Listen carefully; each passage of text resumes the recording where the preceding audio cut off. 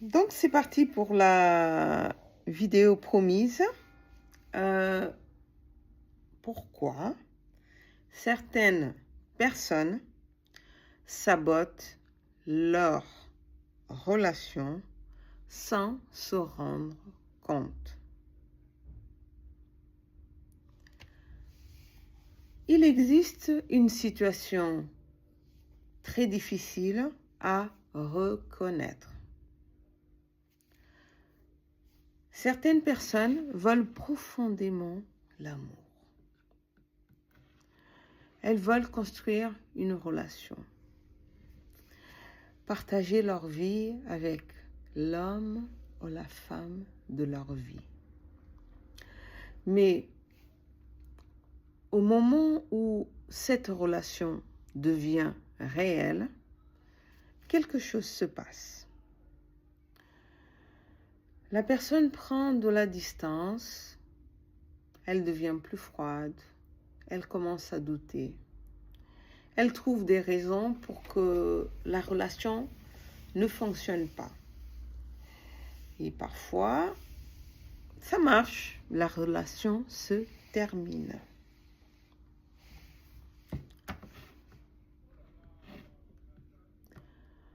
Alors, une question apparaît. Pourquoi ces personnes-là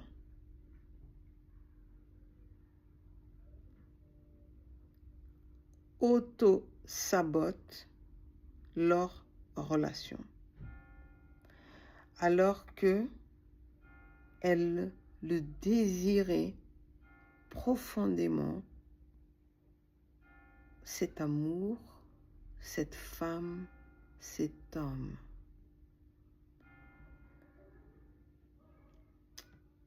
Aujourd'hui, je vais vous parler et on va ensemble explorer le mécanisme invisible. Mais alors, le désir d'aimer opposé à la peur d'aimer.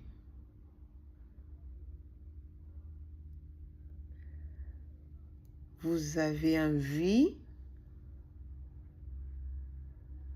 d'aimer quelqu'un, mais au fond, il y a une peur viscérale d'aimer.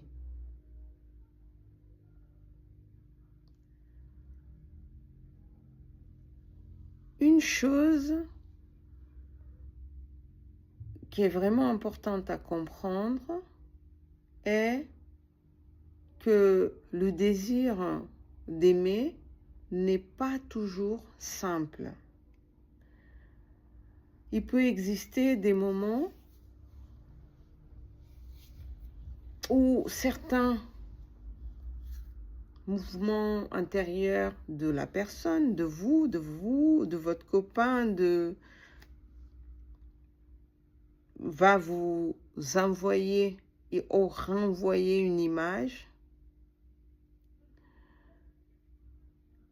négative. C'est pour ça que je parle souvent d'alignement.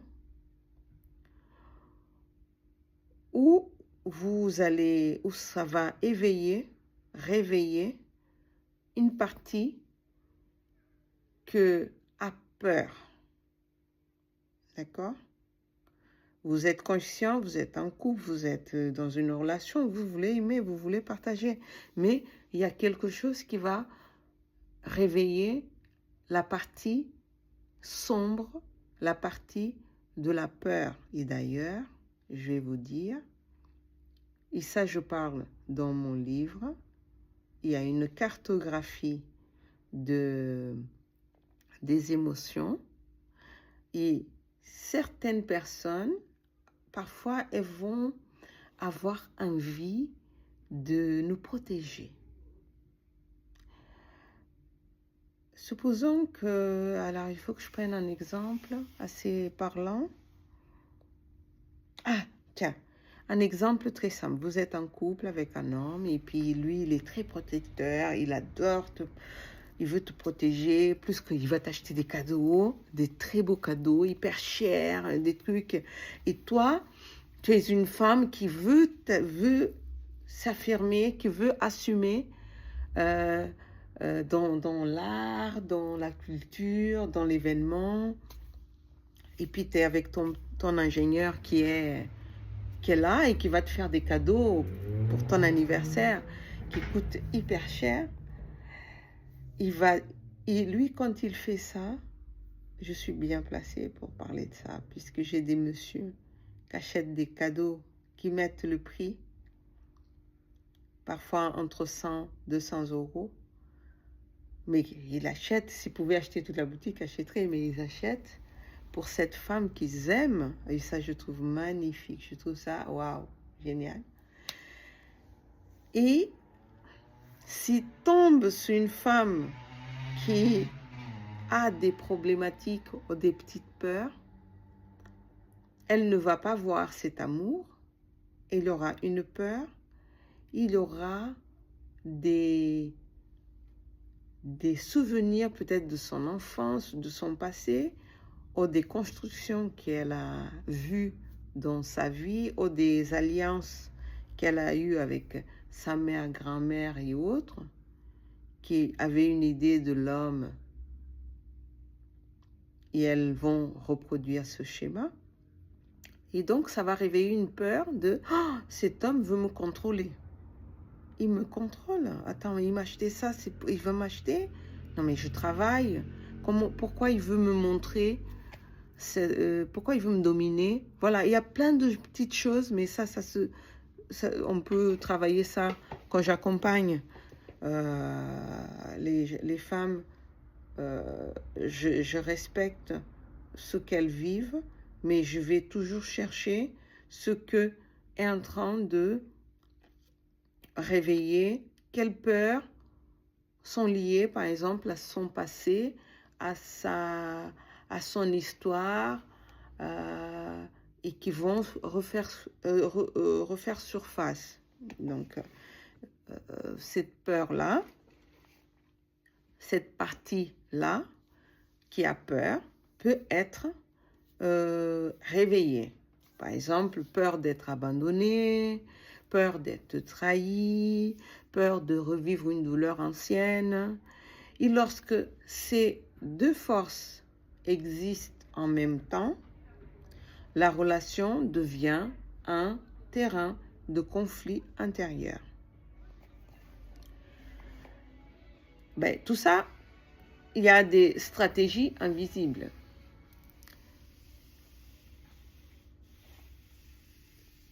Créées par la peur.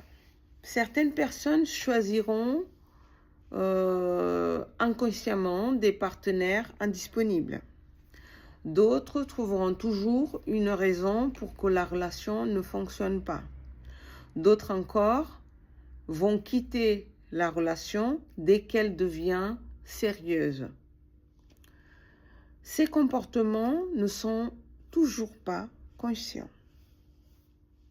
Oui, mesdames. Ces comportements ne sont toujours pas conscients. Ils sont souvent des mécanismes de protection. Le corps essaye simplement d'éviter une douleur qu'il a déjà connue. Et là, je vais vous parler des bénéfices cachés du célibat. Oui, mesdames, oui, mes chères mesdames, mes chers messieurs, célibataires, désolé, grands célibataires, il y a des bénéfices cachés, vous le savez. Oh, vous ne le savez pas, mais je vous le dis.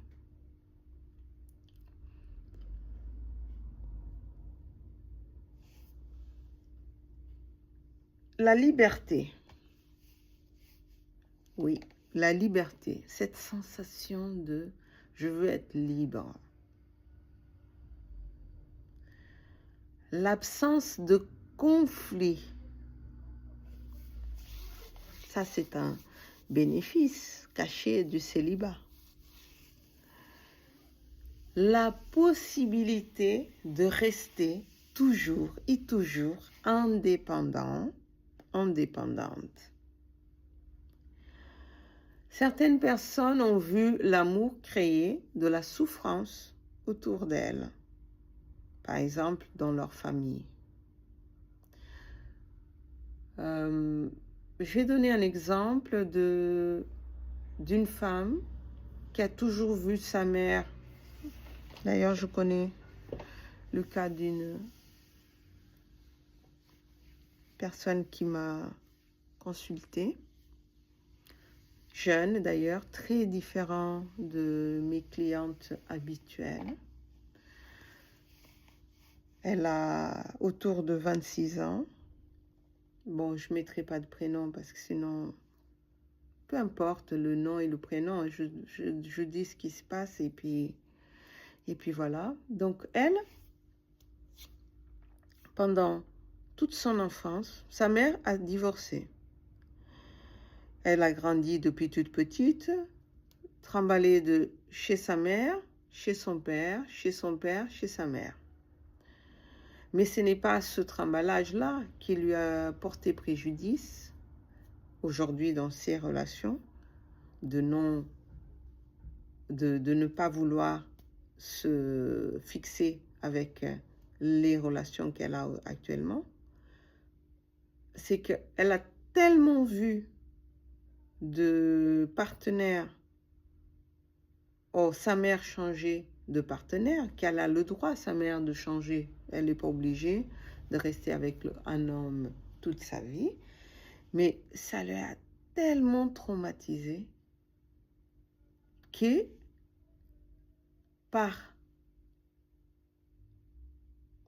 ça, c'est ma conclusion après diagnostic, mais la vérité, c'est que le fait d'avoir eu beaucoup de compagnons, de voir sa mère changer de compagnon plusieurs fois, aujourd'hui, elle ne veut pas se fixer avec quelqu'un. Mais là où elle a compris qu'il fallait se positionner, puisqu'elle veut trouver son âme sœur, elle a dit, aujourd'hui, ma mère, elle est seule. Elle a changé je ne sais pas combien de copains toute sa vie. Aujourd'hui, elle a décidé à la ménopause de ne plus avoir de copains. C'est son choix. Mais moi, je n'ai pas envie de vivre comme ça. Puisque ma mère, elle a eu le choix quand même de se marier. Et après, ça n'a pas marché. Elle a divorcé. Donc, du coup, on a fait un diagnostic. On a analysé qu'est-ce que pouvait être le blocage. On a fait le diagnostic avant de commencer à faire des rituels parce que pour elle, elle pensait que c'était juste un problème de blocage, d'énergie, quelque chose qui pouvait venir salir son image.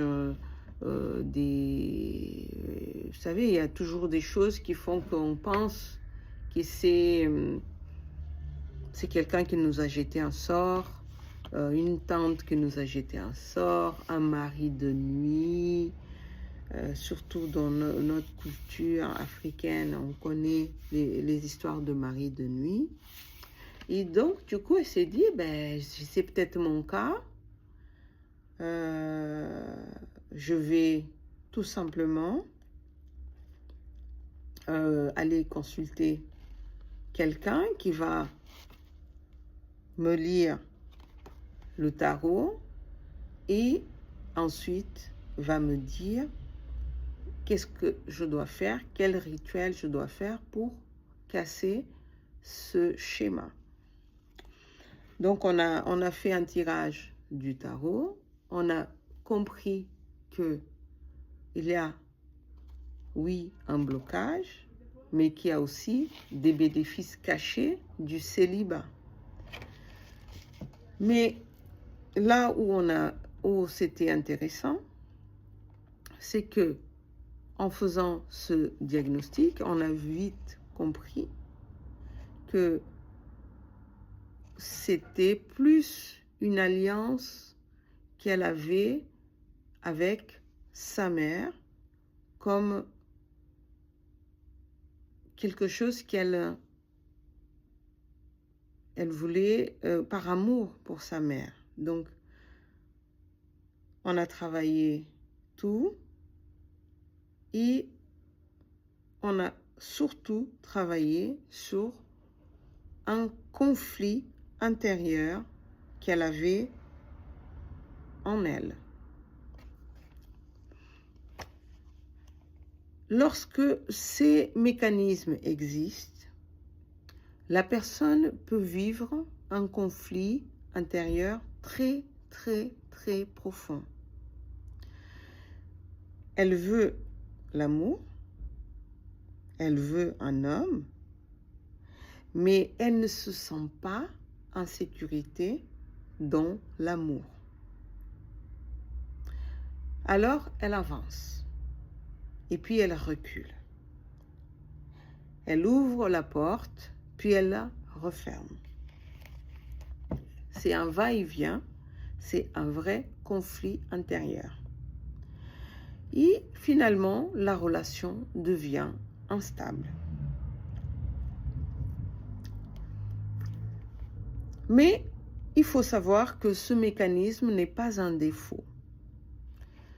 C'est souvent une stratégie de protection qui a été créée après soit une blessure, soit une alliance avec une personne, un membre de votre famille, c'est-à-dire maman ou papa, avec qui on a une dépendance affective, émotionnelle, et par amour, on va ne pas vivre sa vie et vivre la vie comme sa mère ou son père l'a vécu. Mais pour que l'amour puisse vraiment entrer dans une vie, cette protection doit être reconnue. Cette protection doit être vue et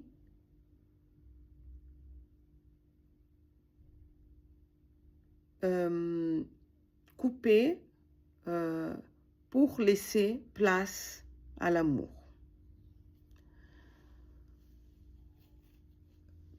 Comprendre ces mécanismes est une étape essentielle, bien sûr, parce que l'amour ne peut pas s'installer dans un espace intérieur qui reste un conflit.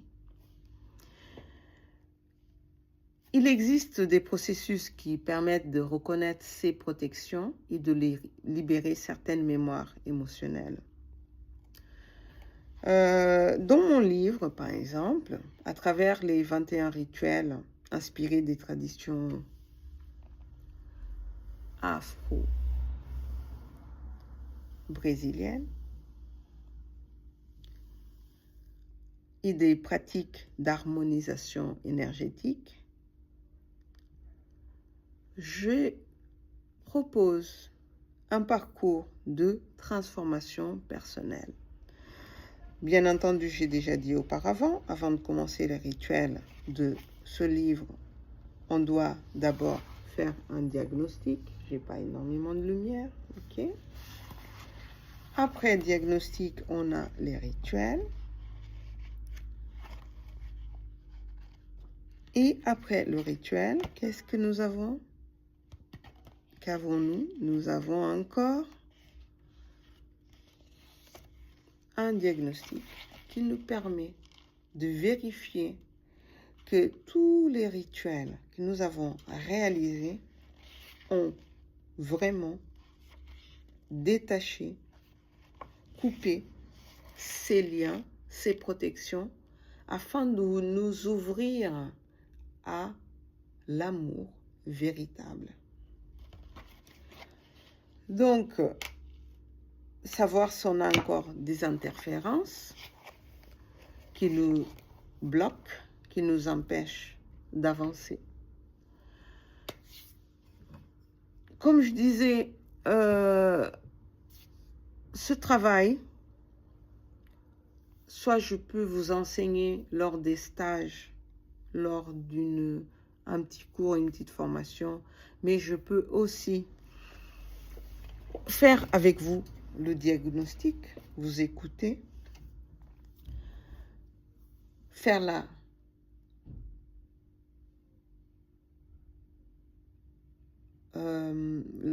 revoir ce que vous avez mis en place de façon inconsciente comme protection et libérer ces relations, ces cordes qui vous tirent, ces attachements, je ne peux pas parler d'attachement juste comme ça, ces liens d'attachement, oui, que vous avez envers les personnes, père, mère, tante, grand-mère, vous avez des attachements, des dépendances affectives avec des gens qui vous ont élevé, vécu avec vous, accompagné tout au long de votre vie. Et d'ailleurs, c'est quelque chose que je parlerai dans la prochaine vidéo. Je parlerai des loyautés familiales invisibles qui peuvent influencer votre vie amoureuse. Mais pour terminer cette vidéo,